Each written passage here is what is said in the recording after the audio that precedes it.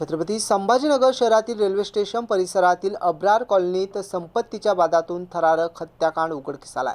उच्च शिक्षित मुलानेच आपल्या 84 वर्षीय वडिलांचा चाकूने गळा चिरून खून केल्याची धक्कादायक घटना घडली आहे। एवढंच नाही तर एका मध्यस्थी करण्यासाठी आलेल्या बहिणीवरही आरोपीने हल्ला केलाय।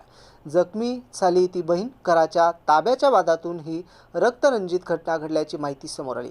पोलिसांनी आरोपीला अवघ्या 1.5 तासात अटक केली आहे। त्यामुळे परिसरात मोठी खळबळ उडाली आहे। छत्रपती संभाजीनगरच्या अब्रार कॉलनीतील बुधवारी रात्री 9:30 वाजेच्या सुमारास ही भीषण घटना घडली। जाफर कमरुद्दीन पटेल सय्यद याची त्याच्याच मुलानं धारदार चाकूने गळा चिरून हत्या केली। प्राथमिक माहितीनुसार घराच्या मालकी हक्क आणि संपत्तीच्या वादातून वडील मुलांमध्ये अनेक दिवसापासून वाद सुरू होता। वाद विकोपाला गेल्यानंतर आरोपी अब्दुल रहमान अब्दुल जाफर याने संतापाच्या भरात हे टोकाचं पाऊल उचलल्याचे समोर आले। घटनेदरम्यान वडिलांना वाचवण्यासाठी धावून आलेल्या बहिणीवरही आरोपीने चाकूने वार केले। या हल्ल्यात ती गंभीर जखमी झाली असून तिच्यावर उपचार सुरू आहे। घटनेची माहिती मिळताच सातारा पोलिसांनी घटनास्थळी धाव घेत पंचनामा केला। या हत्याकांडानंतर परिसरात भीती आणि संतापाचं वातावरण निर्माण झालं होतं। मात्र सातारा पोलिसांनी तातडीने तपासाची चक्रे फिरवत आरोपीला अवघ्या 1.5 तासांच्या आत मिटमिटा परिसरातून ताब्यात घेतलं। सध्या आरोपी विरोधात खुनाचा आणि हल्ल्याचा गुन्हा करण्यात आला असून पुढील तपास सुरू आहे।